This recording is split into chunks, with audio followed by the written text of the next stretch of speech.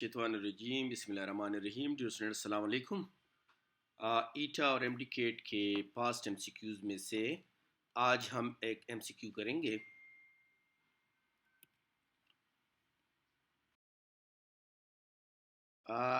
ये एमसीक्यू बहुत इम्पॉर्टेंट है और ये बड़ा थोड़ा ट्रिकी भी है, तो मैं उम्मीद रखता हूँ कि इस एमसीक्यूज़ को करने से पहले मैं उम्मीद रखूँगा कि आप लोगों ने एडवर्ब और एडजेक्टिव में फ़र्क जो होता है, वो ट्रिकी क्वेश्चन का फ़र्क जो होता है वो आप समझ गए होंगे।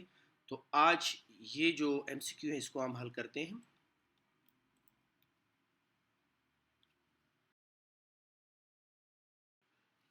आज का एमसीक्यू है, in which of the following sentences is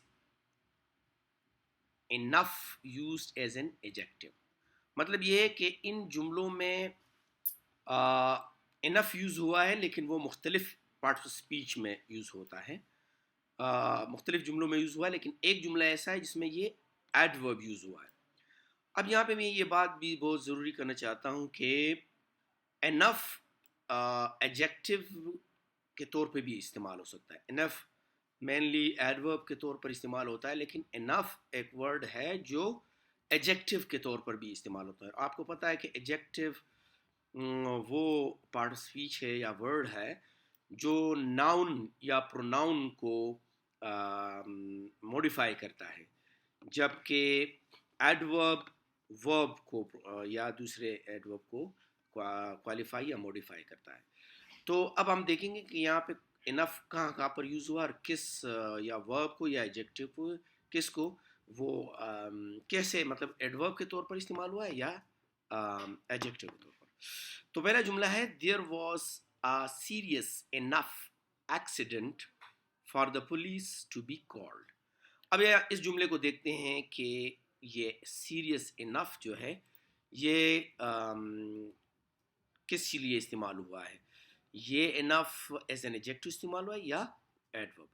तो एक्सीडेंट के लिए इस्तेमाल हुआ है। देयर वॉज एन एक्सीडेंट, वो किस तरह का एक्सीडेंट था, सीरियस इनफ। तो एक एक्सीडेंट जो है ये नाउन है और सीरियस इनफ अब एडजेक्टिव के तौर पर यहाँ पे इस्तेमाल हुआ, क्योंकि यहाँ पे सीरियस इनफ जो है, इनफ वो नाउन को क्वालिफाई करता है, तो ये एडजेक्टिव है, तो इसलिए ये जुमला हमारा ठीक नहीं है। बी नंबर है, yes it is a quite warm, it is quite warm enough।